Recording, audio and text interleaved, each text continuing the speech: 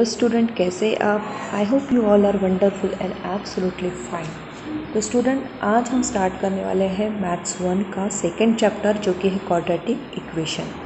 तो आइए जानते हैं क्या होता है क्वाड्रेटिक इक्वेशन। लास्ट ईयर आपने पॉलिनोमियल्स सीखा होगा 9th क्लास में।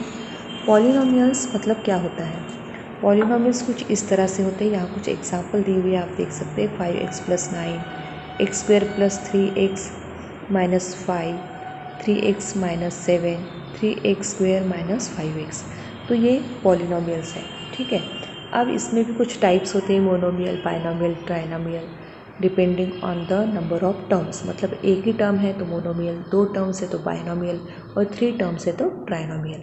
इसी तरह से डिग्री के अकॉर्डिंग भी कुछ टाइप्स होते हैं, जैसे linear polynomial, then quadratic polynomial and cubic polynomial, ठीक है। तो लीनियर पॉलिनोमियल मतलब ऐसा पॉलिनोमियल जिसमें डिग्री 1 होती है। डिग्री मतलब क्या? तो उस पॉलिनोमियल का हाईएस्ट पावर। जैसे यहाँ ये जो पॉलिनोमियल दिया हुआ है x² + 3x - 5, इसका हाईएस्ट पावर 2 है, इसलिए इसकी डिग्री हो गई 2, ठीक है। यहाँ पे इसकी डिग्री हो गई 2। तो ऐसा पॉलिनोमियल जिसकी डिग्री 2 होती है उसे क्वाड्रेटिक पॉलिनोमियल कहा जाता है, और डिग्री 3 हो तो क्यूबिक पॉलिनोमियल कहा जाता है, राइट।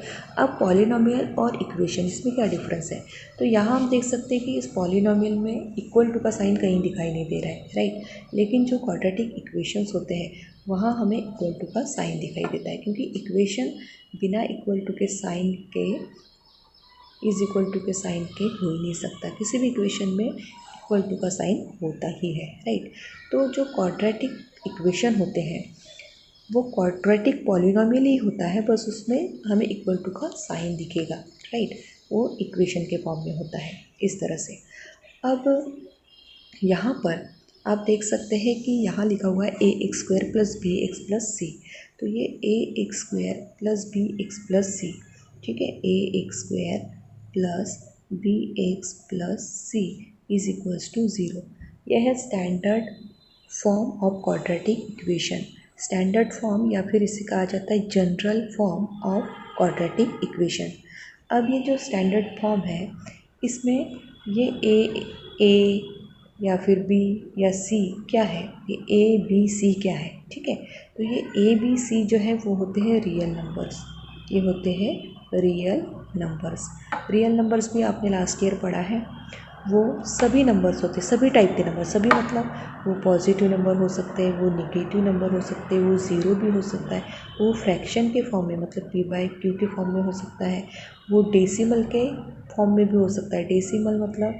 डेसिमल मतलब जहाँ पॉइंट होता है ना, जहाँ पॉइंट होता है उसे हम कहते हैं डेसिमल। तो डेसिमल के फॉर्म में भी हो सकता है, जैसे 3.5, ये एक डेसिमल नंबर हो गया, राइट।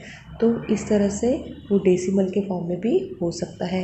इवन वो अंडर रूट, स्क्वायर रूट, जैसे √2, √3, इस तरह से इस फॉर्म में भी हो सकता है। तो रियल नंबर्स होते हैं, ठीक है। अब यहाँ देखिए, ये जो स्टैंडर्ड फॉर्म दिया हुआ है ax² + bx + c, ठीक है। ax² + bx + c।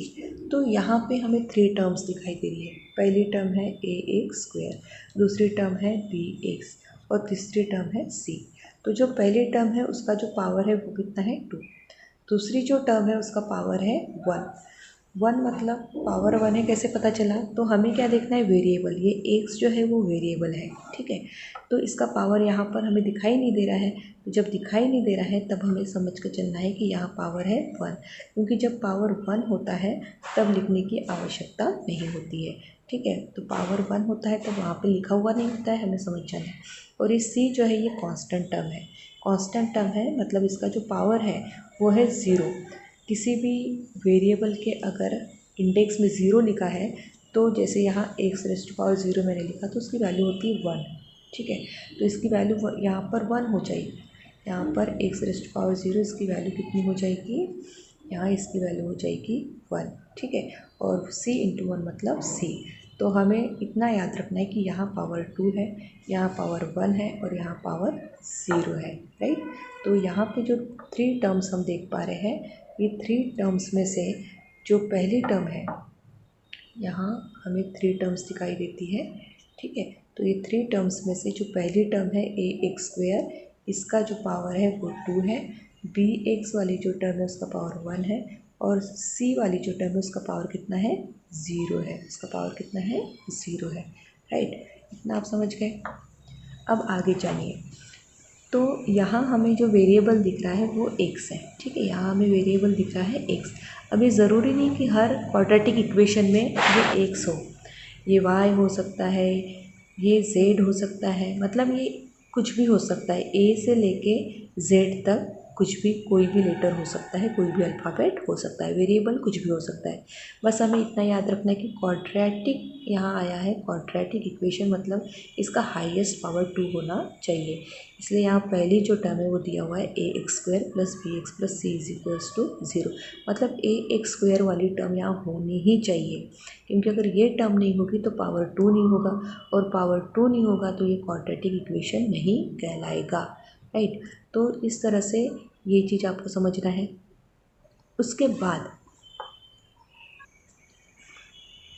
ये जो नंबर्स हमें दिखाई दे रहे हैं, जैसे ये ए बी सी यहाँ पर लिखा हुआ है, ये एक्चुअली नंबर्स है। ठीक है, जैसे हम ये नंबर जो होते हैं, अगर हम पहली टर्म को देखें कि ये ए एक्स स्क्वायर है, तो इसमें एक्स क्या है, वेरिएबल है। एक्स वेरिएबल है, ठीक है, मतलब वो अल्फ़ाबेट होगा। ठीक है, वो अल्फ़ाबेट होगा। लेकिन ये ए जो है वो क्या होगा, वो है नंबर। ठीक है, कौन सा नंबर है, वो रियल नंबर है। ठीक है, और इस टर्म में हमें अगर पूछा जाए कि एक्स का कोएफिशिएंट क्या है, तो हमें ये नंबर बताना है। यहाँ जितनी भी ए की वैल्यू होगी वो हो जाएगा एक्स का कोएफिशिएंट। दूसरी टर्म है बी एक्स। अगर हमसे पूछा जाए कि एक्स का कोएफिशिएंट क्या है, एक्स स्क्वायर का कोएफिशिएंट ए है। ठीक है, एक्स स्क्वायर का कोएफिशिएंट ए है, और एक्स का कोएफिशिएंट पूछा जाए तो बी। अब बी की वैल्यू जो भी होगी वो भी नंबर के फॉर्म में होगी। ठीक है, और सी भी नंबर है। ठीक है, ये सभी के सभी रियल नंबर हैं। और रियल नंबर क्या होते हैं, रियल नंबर वो नंबर होते हैं जिसमें सब कुछ आ गया। सब कुछ मतलब पॉजिटिव नंबर आ गए, नेगेटिव नंबर आ गए, ज़ीरो भी आ गया। ठीक है, फ्रैक्शन भी आ गया, और डेसिमल भी आ गया। डेसिमल भी आ गया, इवन अंडर रूट के फॉर्म के नंबर्स भी आ गए, सभी नंबर्स आ गए। तो ये हो गया रियल नंबर। लेकिन यहाँ पर एक कंडीशन दी हुई है। कंडीशन बहुत इंपॉर्टेंट है। कंडीशन क्या है, देखो, a is not equals to 0। अब यहाँ तो बोला है कि a b c are real number, और रियल नंबर मतलब ज़ीरो भी तो रियल नंबर है। फिर why a is not equals to 0, a 0 क्यों नहीं हो सकता। उसकी वजह यह है कि जो स्टैंडर्ड फॉर्म है वो है A X square plus B x plus C is equals to 0, और ए जो है वो एक्स स्क्वायर का कोएफिशिएंट है। ठीक है, अगर एक्स स्क्वायर का कोएफिशिएंट ही आपने 0 लिख दिया तो उसकी वैल्यू कितनी हो जाएगी, 0। मतलब 0 से किसी भी नंबर को मल्टीप्लाई करोगे तो आंसर क्या आएगा, 0। अब मान लीजिए कि यहाँ आपने ये जो दिया हुआ है इक्वेशन, यहाँ पर हमने अगर मान लीजिए ए की वैल्यू 0 पुट कर दी। ठीक है, ए की वैल्यू 0 पुट कर दी, तो ये इक्वेशन कैसा तैयार होगा, ये इक्वेशन होगा ए एक्स स्क्वायर की जगह यहाँ पर अब क्या आ जाएगा, यहाँ पे आ जाएगा 0। ठीक है, यहाँ आ जाएगा 0। ठीक है, तो इस तरह से ये इक्वेशन होगा ए एक्स स्क्वायर की जगह 0 x square plus B x plus C is equals to 0। अब इसे आगे सॉल्व कीजिए, देखिए क्या आता है। आगे सॉल्व करेंगे तो यहाँ पे 0 एक्स स्क्वायर मतलब हो जाएगा 0 plus B x plus C is equals to 0। ठीक है, अब इसी को सिस्टमेटिकली अगर लिखे तो ये आ जाएगा b x plus C is equals to 0। B x plus C is equals to 0। अब ये जो इक्वेशन हमें दिख रहा है, क्या इसका पावर मतलब इसकी जो डिग्री है वो 2 है, नहीं, इसकी डिग्री तो 1 है। मतलब ये तो लीनियर इक्वेशन बन गया, लेकिन हमें तो क्वाड्रेटिक इक्वेशन चाहिए। तो ये लीनियर इक्वेशन क्यों बन गया, क्योंकि हमने ए की वैल्यू क्या पुट की है, 0। इसके यहाँ पर दिया हुआ है कंडीशन कि a is not equals to 0, a is not equals to 0। ठीक है, ये इम्पोर्टेंट पॉइंट आपको याद रखना है।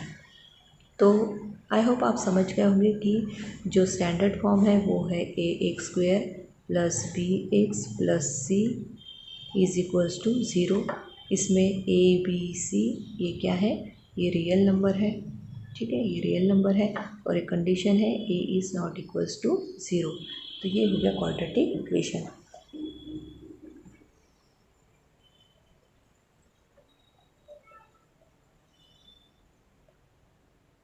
अब चलिए आगे देखते हैं। यहाँ पर एक टेबल दिया हुआ है, ठीक है, ये टेबल दिया हुआ है और इस टेबल में कुछ क्वाड्रेटिक इक्वेशन लिखे हुए हैं, लेकिन वो स्टैंडर्ड फॉर्म में नहीं लिखे, मतलब वो टर्म्स इधर उधर है। हमें उसे स्टैंडर्ड फॉर्म में यानी जनरल फॉर्म में लिखना है और साथ ही साथ ए बी सी की वैल्यू भी हमें बतानी है। तो फर्स्ट इक्वेशन देखते हैं। फर्स्ट इक्वेशन क्या दिया हुआ है, ये वाला। तो पहला जो इक्वेशन दिया हुआ है वो है, यहाँ हम देख सकते हैं, y square minus 2y is equals to 2y minus 7। ठीक है, y square is equals to 2y minus 7। तो ये स्टैंडर्ड फॉर्म में नहीं लिखा हुआ है, स्टैंडर्ड फॉर्म ऐसे होता है। ठीक है, यानी एक्स स्क्वेयर वाली टर्म पहले चाहिए, मतलब स्क्वेयर वाली टर्म पहले चाहिए। यहाँ पे एक्स वेरिएबल दिखाया है, यहाँ पे वाई वेरिएबल है, तो स्क्वेयर वाली टर्म पहले चाहिए। तो यहाँ पहले ही लिखी हुई है, उसको एज इट इज़ लिख देते हैं। उसके बाद हमें जिसका पावर 1 है ऐसी टर्म चाहिए। ठीक है, पावर 1 वाली टर्म चाहिए।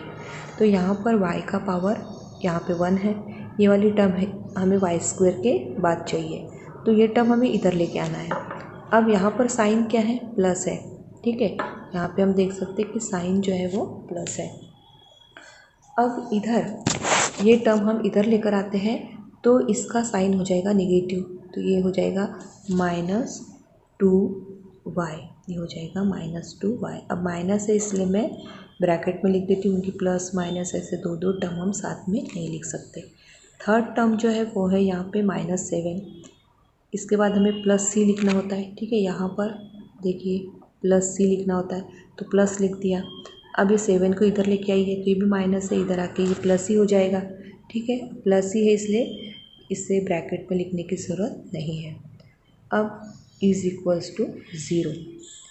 अब देखिए स्टैंडर्ड फॉर्म क्या होता है, स्टैंडर्ड फॉर्म होता है ax square plus bx plus c is equals to 0, right. अब ये जो इक्वेशन है वो x के फॉर्म में नहीं है, वो y के फॉर्म में, इसलिए मैं यहाँ से x हटाकर यहाँ लिख देती हूँ y। ठीक है, यहाँ पे लिख देंगे हम y। ठीक है, ये स्टैंडर्ड फॉर्म हो गया हमारा। अब हमें यहाँ कंपेयर करना है और कंपेयर करके हमें a b c की वैल्यू बतानी है। तो ये a है, जो y के साथ होता है वो a है। y के साथ यहाँ कौन सा नंबर दिखाई दे रहा है, अरे यहाँ तो कुछ भी नहीं है, और जब कुछ भी नहीं दिखाई देता है तब उसकी वैल्यू होती है 1। ठीक है, 0 नहीं कर देना, क्योंकि a तो नॉट इक्वल्स टू 0 होता है। यहाँ 0 लिख देंगे तो ये पूरी टर्म यहाँ से गायब हो जाएगी। ठीक है, तो इसकी वैल्यू 1 है, मतलब जब यहाँ नंबर नहीं दिखाई दे रहा है तब उसकी वैल्यू लेनी है 1। तो a की जो वैल्यू है वो है यहाँ पे 1। ठीक है, a की वैल्यू कितनी है, 1 है, तो हम यहाँ लिख देंगे a इज़ इक्वल्स टू 1। अब यहाँ कंपेयर कीजिए, यहाँ y के साथ b है, यहाँ y के साथ आपको क्या दिख रहा है, तो ये प्लस साइन यहाँ भी है, ये प्लस साइन यहाँ पे भी है, तो यहाँ पर y के साथ हमें -2 दिखता है, इसलिए b की वैल्यू जो है वो हो गई -2। और यहाँ पर c है, c की जगह पर यहाँ कितना है, 7 है, इसलिए c की वैल्यू हो गई 7। ठीक है, मतलब अगर आपको यहाँ नेगेटिव टर्म दिख रही है तो वो b की वैल्यू या जो भी वैल्यू है वो नेगेटिव रहेगी, राइट। इसी इक्वेशन को हम यहाँ पर इस तरह से, यहाँ पे देखिए ये वाला जो इक्वेशन दिख रहा है इसको हम ऐसे भी लिख सकते हैं, वाई स्क्वेयर, ये प्लस माइनस जो है माइनस हो जाएगा, plus minus minus 2y plus 7 is equals to 0। तो अगर इस तरह से आपको इक्वेशन दिखाई देता है तो आपको यहाँ पे लिखना है a इज़ इक्वल्स टू 1, यहाँ एक दिख नहीं रही है वैल्यू तो a is equals to 1, b की वैल्यू यहाँ पे लिखना है -2 और c की वैल्यू लिखना है 7। अगर यहाँ प्लस होता तो b की वैल्यू भी प्लस होती, राइट। तो इस तरह से हमें a b c की वैल्यू लिखनी है। ठीक है, इसी तरह से आपको ये सेकंड वाला जो क्वेश्चन है वो भी सॉल्व करना है। ठीक है, उसे स्टैंडर्ड फॉर्म में लिखिए और a b c की वैल्यू लिखिए।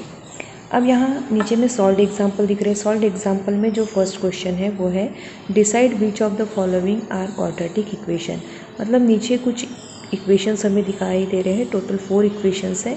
इसमें से कौन से इक्वेशन क्वाड्रेटिक इक्वेशन है और कौन से नहीं है वो आपको देखना है। क्वाड्रेटिक इक्वेशन की कंडीशन क्या है कि डिग्री जो है उसकी 2 होनी चाहिए। हाईएस्ट पावर जो है, मैक्सिमम इंडेक्स जो है वो 2 होना चाहिए, राइट। वेरिएबल कोई भी चलेगा, कोई भी अल्फ़ाबेट चलेगा, कोई प्रॉब्लम नहीं। तो यहाँ फर्स्ट क्वेश्चन तो सॉल्व किया हुआ है। हम आगे का क्वेश्चन देखते हैं, ठीक है।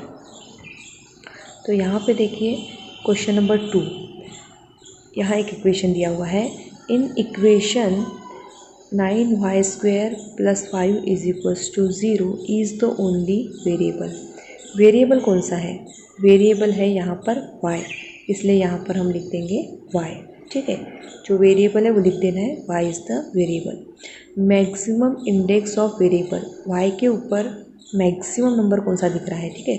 y के ऊपर यहाँ एक ही y वाली टर्म है और उसके सिर पे उसका जो इंडेक्स है वो हमें दिख रहा है 2, और इंडेक्स 2 है मतलब it is a quadratic equation, ठीक है। यहाँ आपको लिखना है it is a quadratic equation. Question number 2 देखते हैं। क्वेश्चन नंबर 2 है in the equation m³ - 5m² + 4 = 0 is the only variable. Variable क्या है? वेरिएबल है m, ठीक है। But maximum index of variable is not 2। यहाँ पे देखिए, यहाँ पे तो 2 है लेकिन इससे भी बड़ा यहाँ पे इंडेक्स है 3, ठीक है। यहाँ पे 2 तो है लेकिन साथ में क्या है, सबसे बड़ा क्या है, 3 है। सबसे बड़ा इंडेक्स हमें चाहिए 2, यहाँ पे 3 है, इसलिए it is not a quadratic equation. ये क्वाड्रेटिक इक्वेशन नहीं है। नेक्स्ट एग्जाम्पल देखते हैं।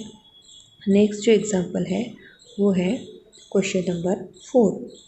l + 2 l - 5 = 0। यहाँ पे क्या किया हुआ है कि ये जो फर्स्ट वाला ब्रैकेट है उससे सेकेंड ब्रैकेट को मल्टीप्लाई करना है। तो पहले फर्स्ट ब्रैकेट का फर्स्ट टर्म ले लिया l, ठीक है, उससे इस ब्रैकेट को मल्टीप्लाई कर दिया, राइट। उसके बाद फर्स्ट ब्रैकेट की सेकेंड टर्म ली +2 और उससे इस ब्रैकेट को मल्टीप्लाई कर दिया। देखिए सिंपल है, आपने पहले भी ऐसा कुछ सॉल्व किया होगा। यहाँ हमें क्या करना है, जो फर्स्ट ब्रैकेट है उसकी फर्स्ट टर्म लिखनी है, वो है l, ठीक है।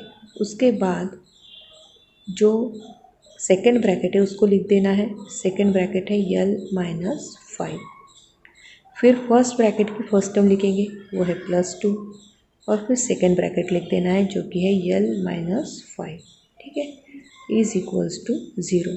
यही चीज़ यहीं पे लिखी हुई है, सेम लिखा हुआ है, इसलिए मैं ये मिटा देती हूँ, ठीक है। तो यहाँ पे हमने रब कर दिया। अब इसको सॉल्व किया।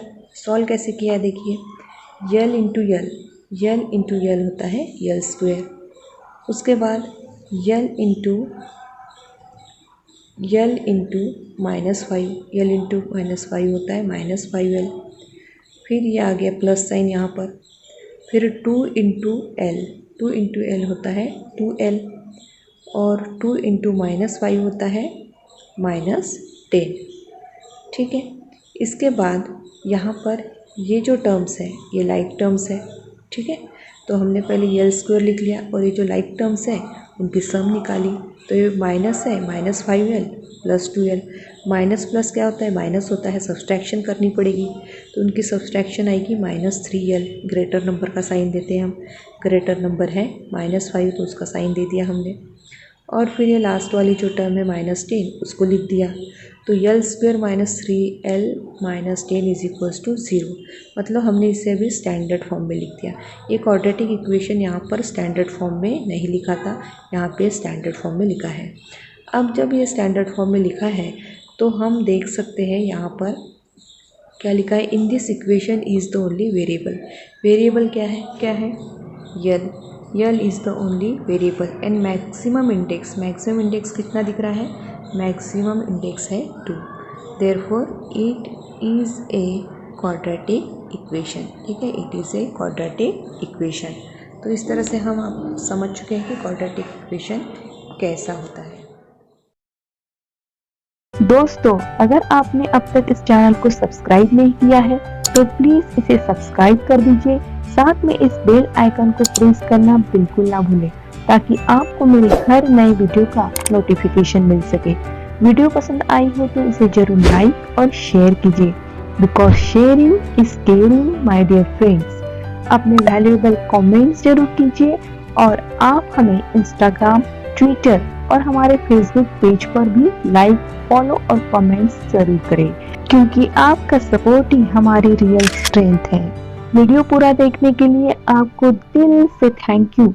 फिर मिलेंगे एक नए वीडियो के साथ। तब तक के लिए stay blessed, stay happy, keep studying, keep growing. Bye bye.